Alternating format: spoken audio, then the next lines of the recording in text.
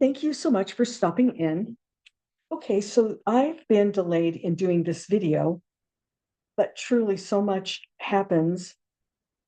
And lately I have several lines of channelings going on at one time right now. And basically I get sidetracked, but I do have part 7 of the Yazhi conversation ready for you.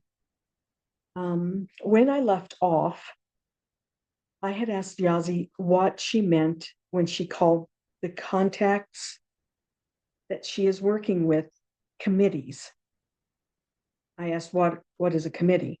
Before I read the channeling to you, I wanted to remind you of the vignette she gave us, instead of having to go back and listen to that. So originally, she said, as a vignette, she showed that craft started around from one committee to another committee. It makes them happy. It helps them make decisions. The energy in the craft is not someone physical, and decisions are created by the people's energy to the craft. Okay. So the question I asked is, I said to her, I just remembered, I want to ask you, when you were telling me where you were, you said you saw a craft moving from one committee to another. Can you tell us what is a committee? This is what Yazhi said. This is the channeling. In basic, I have discovered in watching the craft, observing where it comes from and where the committee crafts revert to, the committees are all representative of the peoples they serve. It is not very complicated. It is convoluted in that labyrinths are taken to reach the point of the space where they converse with the craft. And the craft has many gyrations, goes through many gyrations.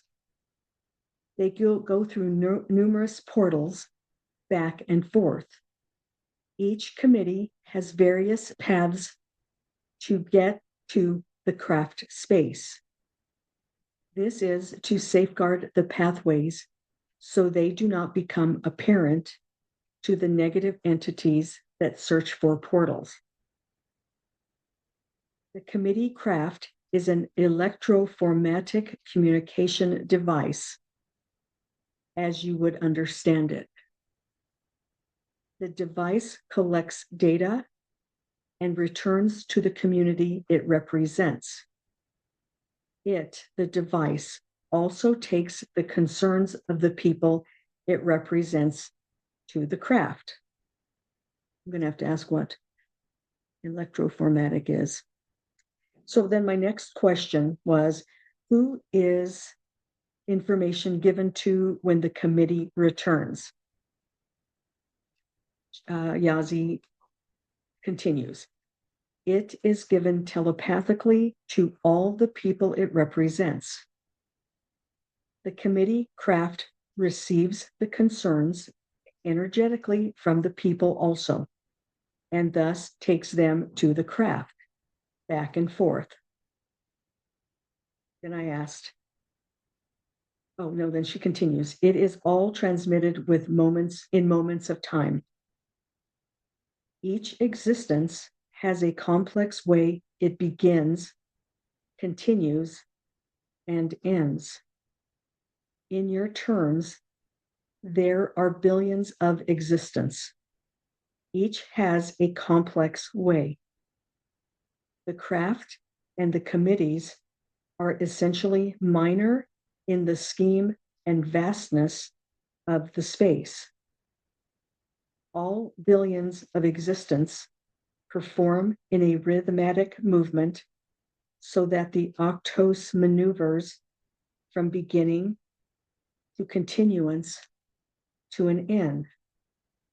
Some have called the gyrations a soup. Yes, it is all together, yet, in my observance, it is all well defined and not chaotic. Something I want to say right here is you have to remember she's telling us important stuff. She may not necessarily answer my question, but she is telling us some information that is going to be really valuable. Just remember that. And I also think this is much more sophisticated than how she's giving it to us. It's much more, so she is relaying some vital information that is very sophisticated, and I'm receiving it in my way. She's making it understandable to me, and I'm sharing it with you. Okay, so I'm going to continue now. What did she say last? She said, it is all well defined and not chaotic. Yes, some call this gyration a soup. Yes, it is all together, yet in my observance, it is all well defined and not chaotic. I have discovered how committee crafts find and enter portals. I have been investigating this phenomenon. I say phenomenon because people on the earth believe there is a question if they exist. In my investigations, I started watching committee craft move towards several areas of the time and space, hover around, sometimes a short hovering, and sometimes a lengthy hovering, and then poof, they are gone from my visuals. As you recall, your drawing of the craft central and the committee craft is accurate. So I'm going to have to go back and look at what I drew. She's telling me that. Okay, so then my next question, I asked her, where do they go? Where do they go through the port? Where do they go through the portal? My question. Yazhi continues. At first, I was not sure where they went. I braved up to get closer to where the interactions took place. They met in generally the same area of octo space. It took me a while to navigate closer and closer. I didn't think it was wise to be noticed. I watched the coming and going. The committee craft entered and departed through a vortex space. I watched the coming and going. The committee craft entered and departed through a vortex space. I will begin to call the transit area a vortex now. I will explain why later. For now, I wish to focus on my discovery. She's very determined, isn't she? Okay, she continues. They go, the committee goes to the outer reaches of space and time that you call the octos, to their own region of space and time. I was able to finally follow one. I was able to finally follow one. It was slightly accidental. I got close enough to the committee craft and was sucked in behind the craft, where we, in tandem, transformed energetically from physical to energy and flowed from one moment until we for only moments until we exited the vortex. I'm going to read that again. I was able to finally follow one. It was slightly accidental. I got close enough to the committee craft and was sucked in behind the craft, where we in tandem transformed energetically from physical to energy and flowed for only moments until we exited the vortex. Now, tandem come to find out, is an important word because me not being prepared for the transformation once I entered the vortex could have been catastrophic to my physical body. The committee craft set me in tandem behind it and wrapped me and my craft in a warp waft protective shield where I was able to transcend the vortex. I arrived at the location called Cano Vectus of the Octos. Before I go on, I'm going to do a series explaining what I've been given as the Octos to you. I received information about this several years ago, and I think I'm ready to share it. Basically, since Yazhi and my Universal Energy team have brought it up several times now. So stay tuned for that, but I didn't want to forget, since it was on the top of my head, to tell you that.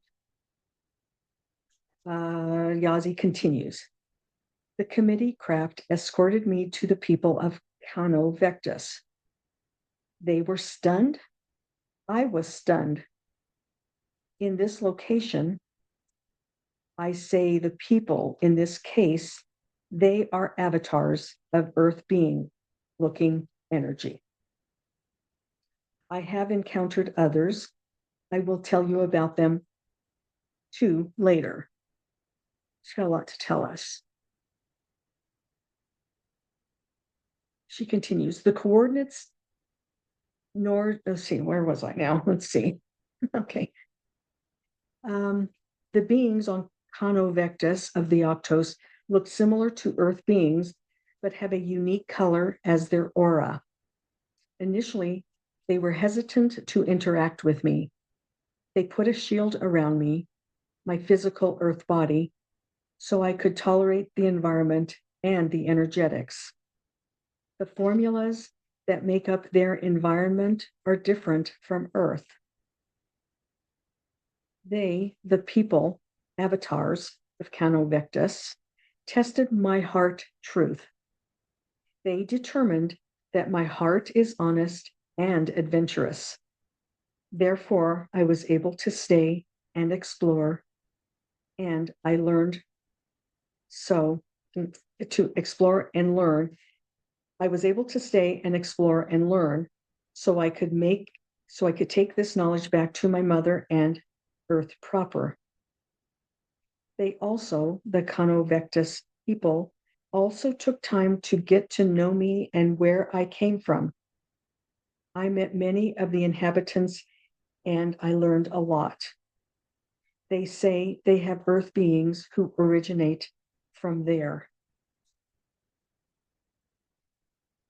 The time came when I had to go, but I did not know how.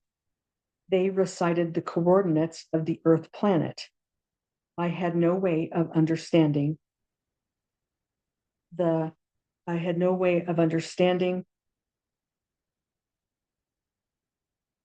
coordinates, nor did I have the perception of the octos that you have.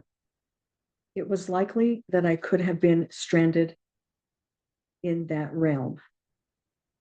However, when positioned in the octum, perception is easy.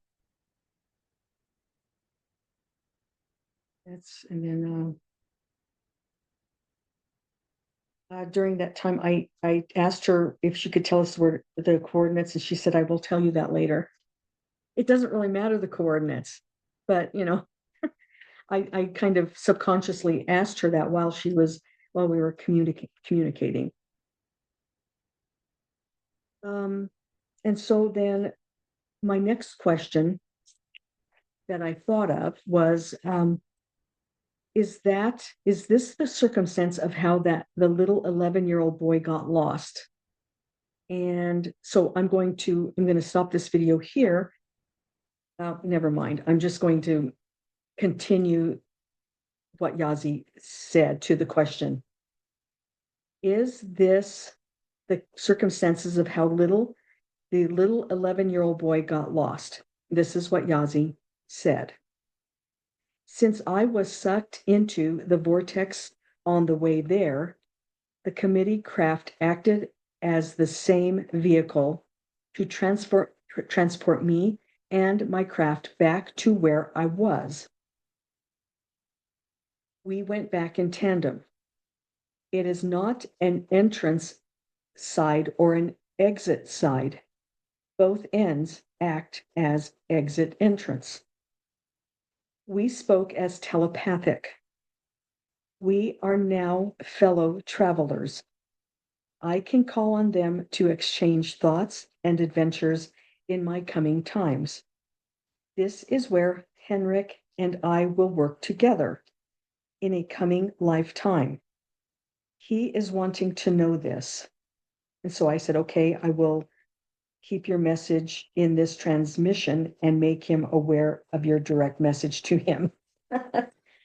And then I said, thank you.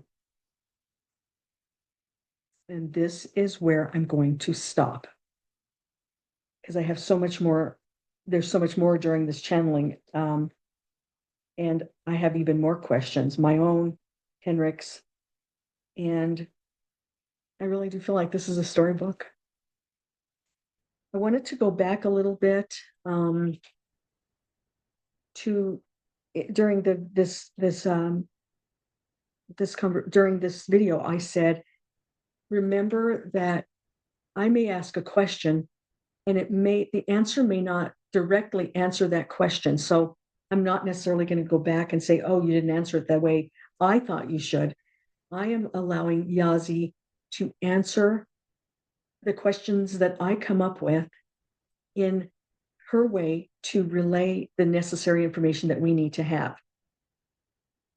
When she said that she saw it from the Atum, from the Atum perspective, I will have to show you a visual of the drawing that I have done before.